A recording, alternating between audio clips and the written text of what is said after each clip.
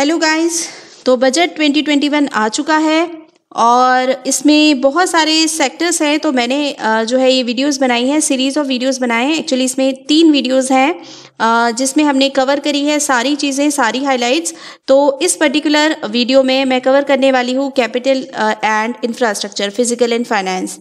सो सबसे पहले हम लोग देखते हैं कि इस बजट में क्या एरियाज डिफाइन किए गए थे या पिलर्स डिफाइन किए गए थे। तो यहाँ पर 6 पिलर्स या 6 एरियाज डिफाइन करे थे और इसमें पहला है हेल्थ एंड वेलबींग। हमको पता है कि जो ये कोविड-19 था, कोरोना पैंडेमिक था, इसकी वजह से पूरे वर्ल्ड को पता चल गया है कि हेल्थ सेक्टर कितना इम्पॉर्टेंट है और इंडिया में हेल्थ डेवलपमेंट की अभी बहुत सारी संभावनाएं हैं। जो है बहुत सारी चीज़ें हैं जो कि हमें समझ में आई कि जो है उतनी वर्ल्ड क्लास फैसिलिटीज़ अभी हमारे पास नहीं है, तो इसलिए इसको बहुत ज़्यादा इम्पोर्टेंस दी गई है इस बजट में। फिर दूसरी चीज़ है physical and financial capital and infrastructure. तो इसमें कैपिटल एक्सपेंडिचर और इंफ्रास्ट्रक्चर पर बात की गई है। इंफ्रास्ट्रक्चर डेवलपमेंट में ये भी चीज़ हमारे यहाँ जो है इंडिया में अभी उतना अच्छे से इंफ्रास्ट्रक्चर डेवलपमेंट नहीं हुआ है, चाहे हम रोड्स की बात करें, चाहे हम रेलवे की बात करें या हम किसी भी जगह जाके देखें, तो इंफ्रास्ट्रक्चर की अभी बहुत ज़्यादा कमी है। फिर inclusive development for aspiring India, यहाँ पर जो जितने भी सोसाइटी के सेक्टर्स हैं सबको इंक्लूड करने की जो है ज़रूरत समझी गई है और सबके लिए कुछ ना कुछ है इस बजट में। फिर ह्यूमन कैपिटल, हमने देखा है कि हमारे जो इंडिया है वहाँ पर अनएम्प्लॉयमेंट की बहुत ज़्यादा प्रॉब्लम है। तो डिग्रीज तो मिल जाती है लेकिन स्किल नहीं आ पाती है यूथ के अंदर, तो उसके लिए जो है ह्यूमन कैपिटल डेवलपमेंट है। बहुत सारी एजुकेशन से related institutions and skill development के बारे में यहाँ पर चीज़ें प्रपोज की गई हैं इस बजट के अंदर। फिर है इनोवेशन और रिसर्च एंड डेवलपमेंट। हमें पता है कि हमारे यहाँ इंडिया जो है बहुत ज़्यादा टैलेंटेड है और यहाँ पर इनोवेशन की कोई कमी नहीं है, तभी तो हम लोगों ने इतनी जल्दी जो है कोविड-19 की वैक्सीन बना ली, ठीक है ना। और अब हम दुनिया के कई देशों को सप्लाई भी कर रहे हैं, तो ये एक बहुत प्राउड की बात है। तो अब आगे भी इसको जो है इसलिए इसमें बजट एलोकेट किया गया है फॉर रिसर्च एंड डेवलपमेंट और इनोवेशन भी, क्योंकि बहुत सारी संभावनाएं हैं इंडिया में इस चीज़ के लिए। फिर मिनिमम गवर्नमेंट और मैक्सिमम गवर्नेंस, बेसिकली ये जो एरिया है या जो पिलर है ये बात कर रहा है ट्रांसपेरेंसी के बारे में, चाहे वो टैक्सेशन सिस्टम हो, जुडिशरी सिस्टम हो। हमारे यहाँ ट्रांसपेरेंसी की कमी है, तो किस तरीके से इसमें रिफॉर्म्स लाए जाए जिससे कि हम एक ट्रांसपेरेंसी ले आए और उससे जो है वो सबके लिए कन्वीनियंट हो जाए जो गवर्नेंस है, ठीक है। तो इस बजट की कुछ हाइलाइट्स है, कुछ स्पेशलिटी है। ये पहला पेपरलेस बजट है डिजिटल इंडिया का। ये पहला बजट है post corona pandemic which is actually challenging. फिर एक है ये न्यू डिकेड मीन्स 2021 का बजट है ये, तो इस नए डिकेड का ये पहला बजट है।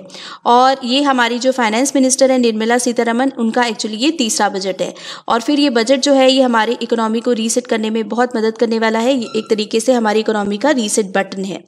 फिर फिजिकल और फाइनेंशियल कैपिटल और इंफ्रास्ट्रक्चर की अगर हम बात करें तो यहाँ पर हमें 3 मेथड्स प्रपोज किए गए हैं, सुझाए गए हैं नेशनल इंफ्रास्ट्रक्चर पाइपलाइन को बूस्ट करने के लिए। एक नेशनल इंफ्रास्ट्रक्चर पाइपलाइन जो पहले से चल रही है, उसके अंदर बहुत सारे प्रोजेक्ट्स हैं जैसे रोड डेवलपमेंट और भी दूसरे जो है वो चल रहे हैं और उसमें भी जो है एक्सटेंड किए गए हैं और भी प्रोजेक्ट्स उसमें इंक्लूड करे गए हैं। तो उसके लिए जो है हमें पैसे चाहिए होते हैं ऑब्वियसली, तो उसको बूस्ट करने के लिए क्या क्या मेजर्स हैं, क्या क्या मेथड्स हैं प्रपोज किए गए हैं। तो पहला एक इंस्टीट्यूशनल स्ट्रक्चर की रिक्वायरमेंट सोची गई है कि इंस्टीट्यूशनल स्ट्रक्चर होना चाहिए प्रॉपर। फिर एक है मोनेटाइजिंग एसेट्स का मोनेटाइजेशन। आई थिंक इस चीज़ पर आगे जाके थोड़ा कुछ डिबेट्स होने वाले हैं, ठीक है, क्योंकि जो एसेट्स मोनेटाइजेशन मैं आपको बता देती हूँ एकदम शॉर्ट में। एक्चुअली कुछ एरियाज होते हैं पब्लिक सेक्टर्स जो थोड़े अंडर यूटिलाइज होते हैं, मतलब कि उनका प्रॉपर यूटिलाइजेशन नहीं हो रहा है उन एसेट्स का, तो उसमें हम प्राइवेट सेक्टर्स को थोड़ा सा इंक्लूड कर लेते हैं जिससे कि हमें जितना रिटर्न उससे मिलना चाहिए वो उतना हमें मिले, ठीक है। तो फिर है share of capital expenditure in central and state budget, ठीक है। तो इसको हम लोग देखते हैं वन बाय वन क्या क्या चीज़ें हैं इसके अंदर। तो पहली चीज़ तो ये है कि टेक्सटाइल इंडस्ट्री को बढ़ावा देने के लिए 7 टेक्सटाइल पार्क जो है वो इस्टेब्लिश किए जाएंगे, ठीक है, विद ऑल फैसिलिटीज़। देन इससे जो है फॉरेन इन्वेस्टमेंट्स को भी जो है वो बूस्टअप मिलेगा एक। और फिर PLI स्कीम्स जो है वो अनाउंस की गई है फॉर 13 सेक्टर्स, और इससे हमारी इकोनॉमी को भी बूस्ट होगा, और मुझे लगता है कि शायद एम्प्लॉयमेंट की भी प्रॉब्लम कुछ हद तक सॉल्व होगी। तो उसके लिए 1.97 लाख करोड़ जो है वो एलोकेट किए गए हैं।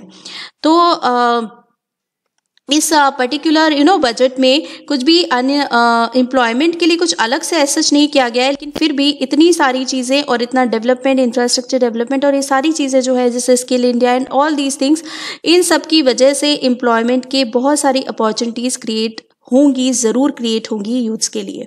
ठीक है, तो अब बिल एक जो है सेटअप किया जाएगा for the development of financial institution. तो इसके लिए इस इंस्टीट्यूशन को कैपिटलाइज करने के लिए 20,000 करोड़ जो है वो प्रपोज किए गए हैं। देन नेशनल इंफ्रास्ट्रक्चर पाइपलाइन जो है एक्सपांड कर दी गई, उसमें 7,400 और प्रोजेक्ट्स जोड़ दिए गए हैं। ठीक है, तो आगे जाके जो है स्मार्ट सिटीज़ एंड ऑल है वो सब हम देखने वाले हैं एक्चुअली उनको सबको इम्प्लीमेंट करने के लिए। तो 7,400 प्रोजेक्ट्स और भी इसमें इंक्लूड कर दिए गए। ठीक है, नाउ एसेट मोनेटाइजेशन जो मैंने भी आपको बताया था, तो monetising operating public infrastructure assets, तो ये पब्लिक इंफ्रास्ट्रक्चर एसेट्स का जो है उनको मोनेटाइज किया जाएगा। इसके लिए इसमें ट्रांसपेरेंसी लाने के लिए एक एसेट मोनेटाइजेशन डैशबोर्ड जो है वो भी क्रिएट किया जाएगा। एक national monetization pipeline is also proposed. Then airport will be monetize for operations and also इसमें क्या इंक्लूडेड है, national highway authority of India भी, that it will also be open for private partnership. Okay, और railway की भी कुछ जो चीज़ें हैं ऑपरेशन एंड मेंटेनेंस, उसके लिए भी जो है उसमें भी एसेट मोनेटाइजेशन किया जाएगा। ठीक है, फिर है कैपिटल एक्सपेंडिचर, तो कैपिटल एक्सपेंडिचर के लिए 5.54 लाख करोड़ जो है वो अलोकेट किए जाएंगे, which is 35% more than last year. Then 2 lakh crore जो है वो अलोकेट किए जाएंगे स्टेट और ऑटोनॉमस बॉडीज़ को उनके कैपिटल एक्सपेंडिचर के लिए। ठीक, फिर रोड और हाईवे इंफ्रास्ट्रक्चर जो है बहुत सारी रोड्स और हाईवेज़ को क्रिएट करना है, अभी भी बनाना बाकी है। ठीक है, तो इसके लिए ऑलरेडी ये भारतमाला परियोजना प्रोजेक्ट जो है वो ऑलरेडी चल रहा है और उसको एक्सपांड किया गया है, उसमें बहुत सारी और रोड्स और नेशनल हाईवेज़ को और इंक्लूड करा गया है।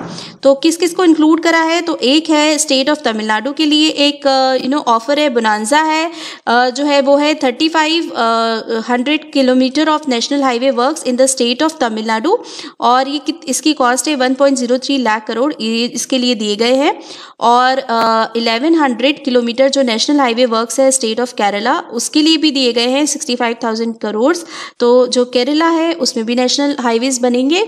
और देन देयर इज एक 6500 किलोमीटर जो है उसमें रोड्स का अपग्रेडेशन किया जाएगा इधर कोलकाता में और वेस्ट बंगाल में जो है which is Kolkata West Bengal में ही है, तो कलकत्ता में जो है इसका डेवलपमेंट किया जाएगा, जो रोड्स है उनका अपग्रेडेशन किया जाएगा।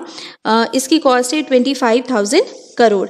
और आसाम में भी जो ऑलरेडी वर्क चल रहा है उसमें और भी इसमें सारी चीज़ें इंक्लूड की जाएंगी, और ये 19,000 करोड़ नेशनल हाईवे वर्क जो है वो आसाम में भी होगा। तो ये बहुत सारे नेशनल हाईवेज आगे जो है वो बनने वाले हैं और उनके लिए बजट में बहुत अच्छे से इंक्लूड किया गया है सारी चीज़ें। ठीक है, और इसमें है फिर जो टोटल 1,18,100 करोड़ 101 करोड़ जो है वो दिया गया है ministry of roads and national highways को। तो आगे जाके हमको मिलेंगे ये मदुरई कोल्लम कॉरिडोर, चित्तूर तच्चूर कॉरिडोर और मुंबई कन्याकुमारी कॉरिडोर। जो मुंबई कन्याकुमारी कॉरिडोर है ये केरला में है, ये मदुरई कोल्लम और चित्तूर तच्चूर कॉरिडोर जो है ये इधर तमिलनाडु में बनने वाला है। फिर कलकत्ता और सिलीगुड़ी में जो है वो अपग्रेडेशन किया जाएगा रोड्स का, इसी तरीके से आसाम में भी किया जाएगा। तो इस तरीके से बहुत सारे ये सारी चीज़ें होंगी जिससे कि पूरे इंडिया में सारे लोग आपस में कनेक्ट हो सके, और इससे जो है वो ट्रांसपोर्टेशन जो है वो भी बहुत इजी हो जाएगा, चीज़ें एक जगह से दूसरी जगह अगर हमें ले जानी है तो। ठीक है, विच इज़ आई थिंक बहुत अच्छी बात है। अब हम बात करते हैं रेलवे इंफ्रास्ट्रक्चर पे। तो रेलवे जो है वो हमारी लाइफलाइन है इंडिया की, कहा जाता है।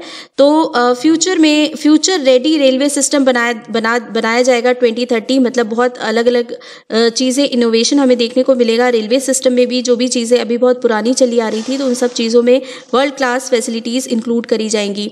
और 100% इलेक्ट्रिफिकेशन होगा ब्रॉडगॉज का। और फिर यहाँ पर रेलवे इंफ्रास्ट्रक्चर और कैपिटल इंफ्रास्ट्रक्चर के लिए जो टोटल इसमें अलोकेट किए गए हैं वो है 1,10,055 करोड़। ठीक है। और सेफ्टी पर्पस के लिए विच इज़ वेरी इंपॉर्टेंट, वो है ट्रेन प्रोटेक्शन सिस्टम जो है वो आगे आने वाले सालों में डेवलप कर लिया जाएगा। फिर मेट्रो रेल नेटवर्क जो है उसका एक्सपांशन किया जा रहा है। तो बहुत सारी जो मेट्रो प्रोजेक्ट्स हैं उनको भी इसमें दिया जाएगा इन्वेस्टमेंट, और उनके लिए भी अलोकेट किए जाएंगे 1,957 करोड़ कोची मेट्रो प्रोजेक्ट के लिए, 63,000 करोड़ चेन्नई मेट्रो प्रोजेक्ट के लिए, 5,976 करोड़ नासिक मेट्रो प्रोजेक्ट के लिए, और 14,788 crore for Bengaluru metro project. और इसी के साथ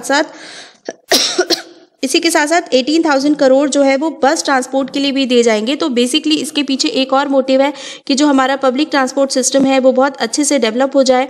और जैसे पब्लिक ट्रांसपोर्ट सिस्टम डेवलप हो जाएगा तो एक तो सिटीजन्स के लिए एक ही कन्वीनियंट हो जाता है, और इसकी वजह से मुझे लगता है कुछ हद तक एयर पोल्यूशन भी रिड्यूस हो जाता है, क्योंकि उतने ज़्यादा व्हीकल्स नहीं होते हैं रोड पे। अगर पब्लिक ट्रांसपोर्ट सिस्टम अच्छा होगा तो लोगों को अपने प्राइवेट व्हीकल्स खरीदने की ज़रूरत नहीं पड़ेगी, वो पब्लिक ट्रांसपोर्टेशन यूज़ कर सकते हैं। तो इस वजह से मुझे लगता है कि ये it will lead to less air pollution also. ठीक है, ये मेरा मतलब सोच है।